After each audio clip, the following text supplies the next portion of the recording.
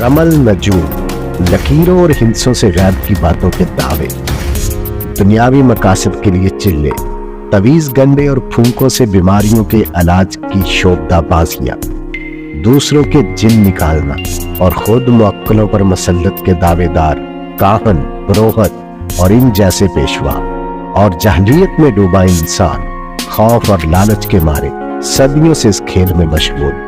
आइए जानते हैं इस तवाहम परस्ती की हकीकत और रसालत माप हज़रत जनाब मोहम्मद रसूलुल्लाह सल्लल्लाहु अलैहि वसल्लम के इरशादात की रोशनी में।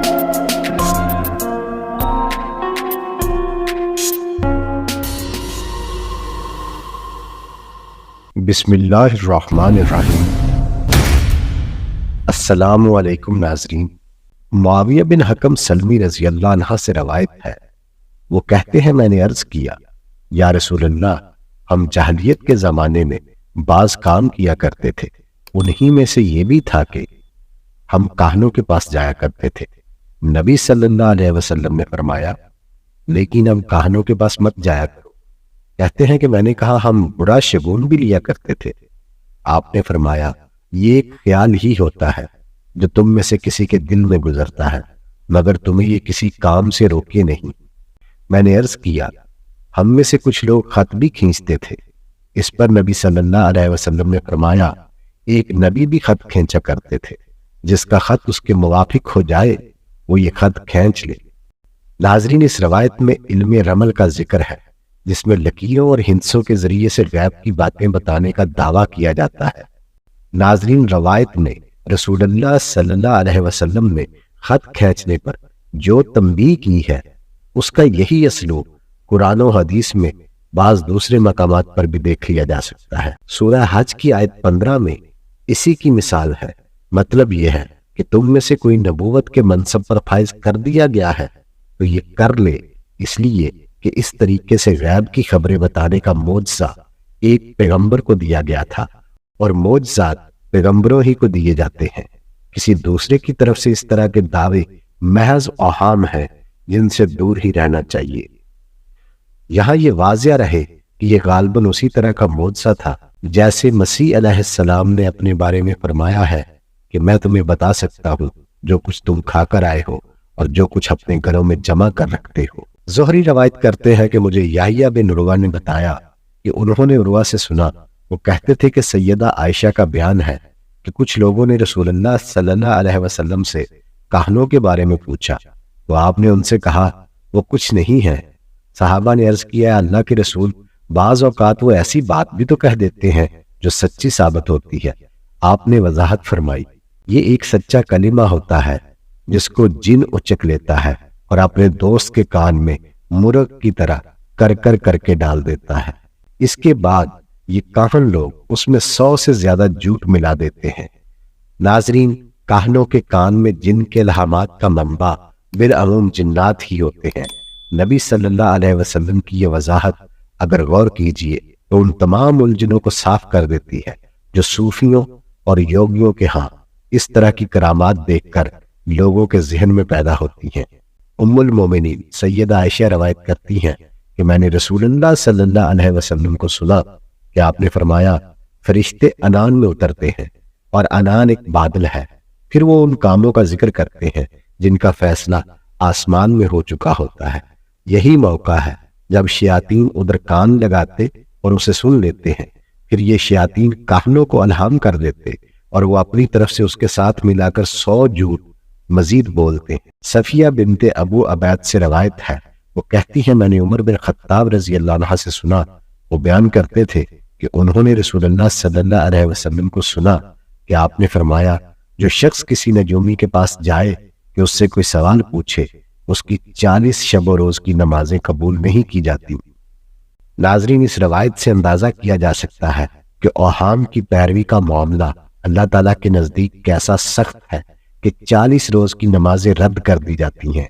सूरह बनी इसराइल की आयात में इसका जिक्र इसी बना पर उन 10 अहकाम में हुआ है जो अखलाक के फजाइल और रज़ाइल में असल की हैसियत रखते हैं।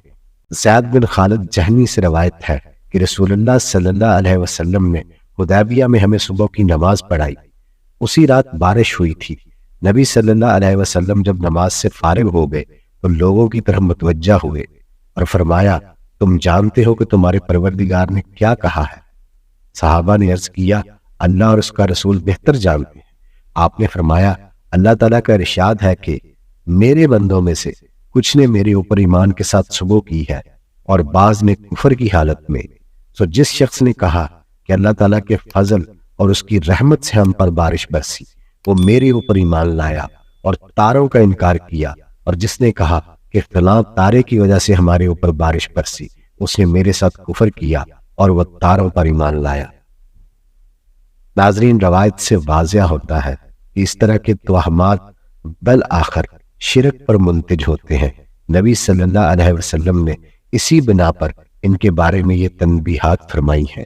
رسول اللہ صلی اللہ علیہ وسلم نے فرمایا اللہ تعالیٰ نے آسمان سے جو برکت بھی اتاری ہے لوگوں میں سے ایک گروہ نے اس کا انکار ہی کیا ہے۔ دیکھتے نہیں ہو کہ اللہ بارش برساتا ہے تو کہتے ہیں کہ فلاں فلاں ستارہ برساتا ہے۔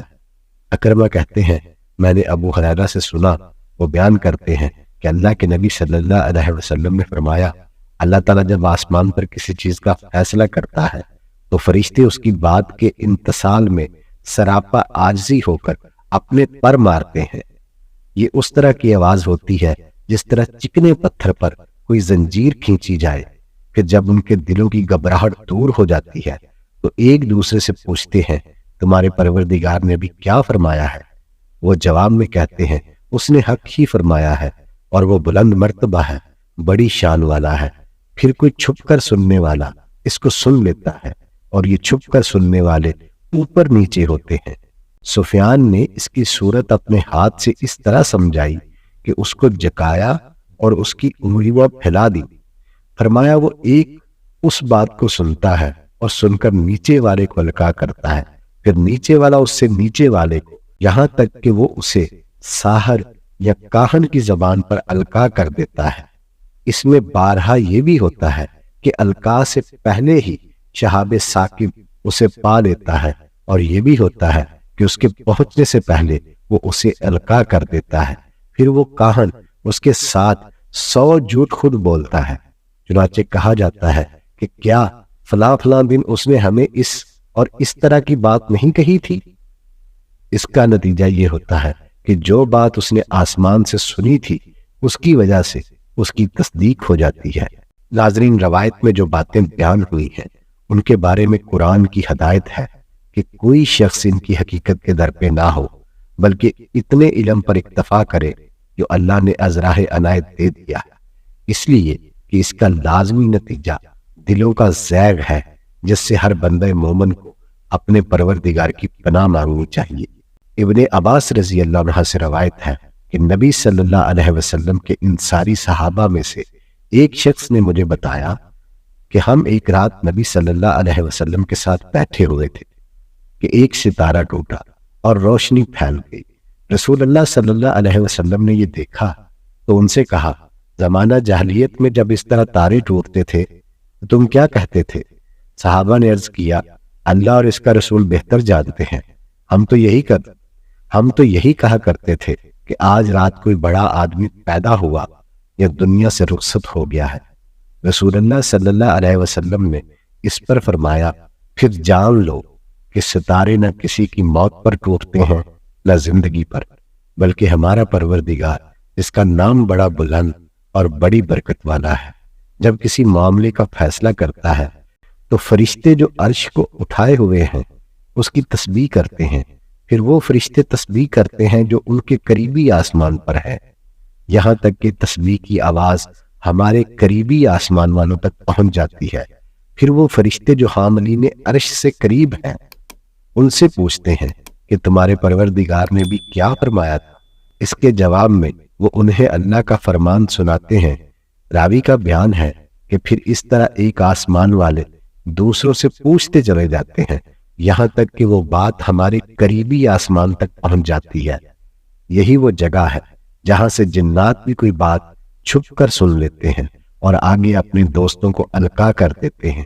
یہ ستارے انہی کو مارے جاتے ہیں، پھر ان کے یہ دوست جو بات اسی طرح آگے پہنچاتے ہیں وہ تو حق ہوتی ہے، لیکن وہ اس میں جھوٹ سچ ملاتے اور بہت کچھ بڑھا دیتے ہیں۔